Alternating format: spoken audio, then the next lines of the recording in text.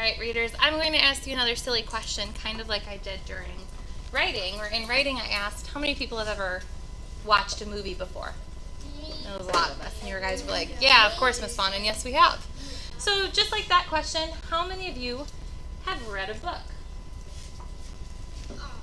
Hopefully all of our hands go up, as we're in reading class right now, right? So we've all read a book before. We've listened to a book. We've been involved in a story. In those stories, how many of your characters or how many of your books included a problem that your character had to face, or there was something your character wanted, or there was just something big that happened that your character had to solve? For example, when we read The Little Red Hen, she was trying to find people to help her. That was a problem. How many of your books have had a problem that a character had to solve that we've noticed? Maybe we haven't noticed one. Well, today what I want to teach you is that every single story follows something called a story mountain. Every character in every story you'll read, every narrative text you'll read, follows a story mountain. It has a certain pattern. And if you notice, there's a big explosion up here at the top, which is probably not really a good thing. It's a problem. It's probably a problem. So every character that we follow in a text, in a story that we're reading, is going to follow this same pattern. And the beginning of the story, the big fancy reading word for us readers, is called the exposition. Say that with me. Exposition. So that's our fancy reading word. At the beginning of a story, the author is doing something to set it up. We're meeting characters. We're forming observations. We're marking down observations about those characters. Maybe we're forming ideas about the characters. Does that sound familiar? Hopefully a little bit familiar from what we've been doing in writing. Once we know these characters, there's something called a rising action. Say that with me. Rising action. So we started with our exposition. We're setting up the story, and then we're rising up the mountain to our rising action.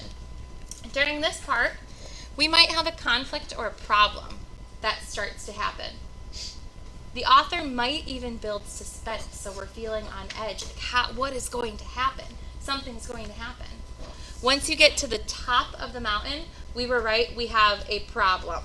But we have a fancy reading word for that. Our fancy reading word for a problem is a climax. Say that with me. Climax. And that's our big explosion at the top of the mountain. How does the author show a turning point in a story? Have we heard that phrase, turning point, somewhere? Turn and talk. Where have we heard that phrase before? 5, 4, 3, 2, 1. Hands and eyes. Hands and eyes. Where have we heard that phrase, turning point, before? Look at all the hands that are going up. I don't even need to say how many I'm looking for. We have enough. Alexis. We've heard that phrase, turning point, in writing. So we as authors are doing this too, where we have something where it's a first time, it's a last time, maybe our character realizes something. We've hit the problem, we've realized this problem, now we need to work to solve it. So our next step, we're going to start coming down the mountain, is our falling action. Say that with me. Falling action.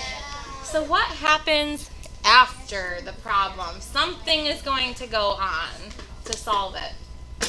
And then finally at the end, hopefully our stories have a happy ending. So we've made it back to the bottom of our mountain, and the conflict has been solved. This ending, our fancy word for ending, is the resolution. Say that with me. Resolution. So I'm going to read a quick story, and it's super quick. It's a very short story. And once we finish reading it, we're going to see if we can place the parts of our story into the parts of our story mountain. So we're going to look for our beginning or our exposition. We're going to look for the buildup of what the problem could be or the rising action. Then we're going to find what is the big moment, what is the problem, the climax. How does it start to be solved in our falling action? What happens right after it? And then finally, how is it solved in our resolution? Cadence? Why would you climb a mountain anyway? I'm not sure. Some people are risk takers, right? Yep. So let's see, as we're reading this story, class, Yes. As we're reading this story, I want you to be thinking about the parts of Story Mountain. Turn and tell your neighbor what I'd like you to be thinking about. 3, 2, 1. Say it into your hand and let it out. The parts of Story Mountain. There it is. So this story, it is super quick. Leaves by David Ezra Stein. I thought it was appropriate in our turning season of fall. So Leaves by David Ezra Stein. It was his first year. Everything was going well. Who's our main character? The bear. It's the bear.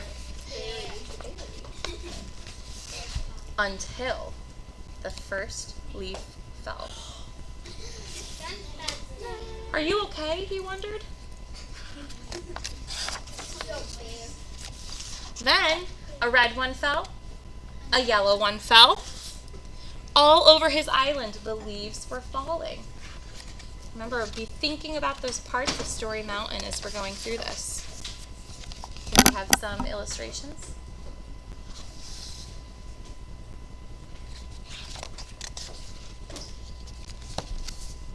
He sat beneath a tree and watched them go all around. But he grew sleepy, and so he found a hole and filled it with leaves and went to sleep. Just as the wind began to blow,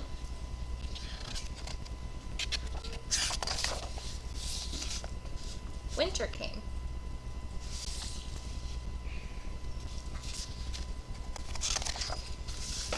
He slept snug in the ground while the snow piled thick. We can relate to that, can't we? Around here. He felt the sun. Oh, I skipped a page.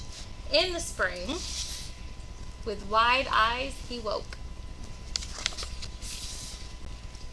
He felt the sun and saw the little buds on the bare arms of the trees and the tiny leaves that had begun to unfold. "Welcome," he cried.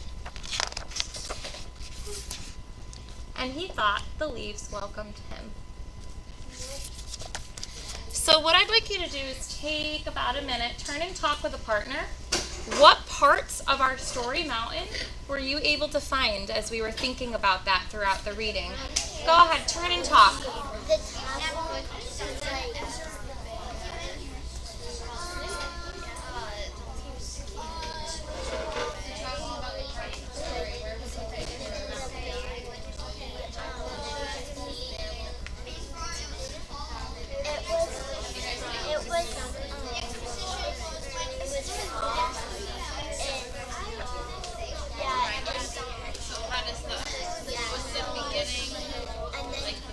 Five, 4, 3, 2, 1. If you can hear me, say I. Now show me.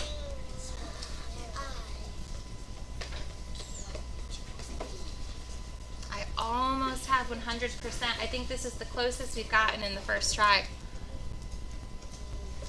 Fabulous. Are there any pieces of Story Mountain that we were able to fill in? Asia, what did you find? What did you find is the problem? Can you say that louder for everyone to hear? Beautiful. What else did we find? Matthew. Like that. He put the leaves in a cake and he put the leaves in a cake Where do you feel that fit on Story Mountain? until spring. Was that in like the early part of the book, or do you remember that from the later part of the book, or how did that fit Story Mountain? It was a part of the text. Can we phone a friend? Where did we find that in the book, and how could it fit onto Story Mountain? Why don't you phone a friend?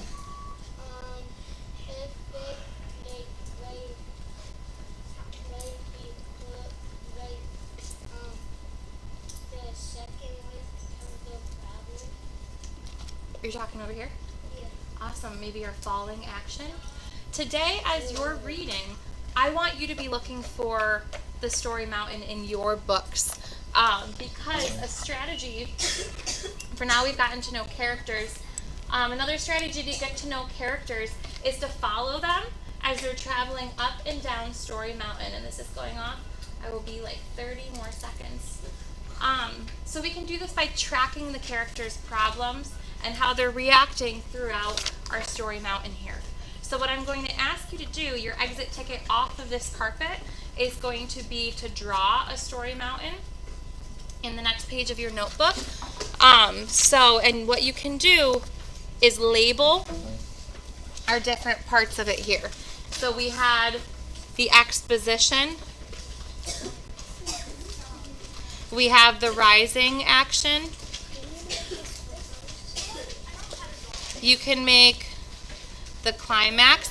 And I mean, all I'm talking here is that. So it doesn't need to be perfect. Yeah, doesn't need to be perfect. It could even be a mountain, like we've been doing in landforms if you want. But then we have the falling action. And then the resolution. Because at the end of writing time, I'm going to ask a couple of you, how does your story fit Story Mountain? So be prepared. I may be asking a couple of us. Any of the adults in this room may be asking you, how did your story today fit Story Mountain? So as soon as you have this copied, that's your exit ticket to go back to your desk and read, because today and every day when you read, you will find characters you can track up and down Story Mountain.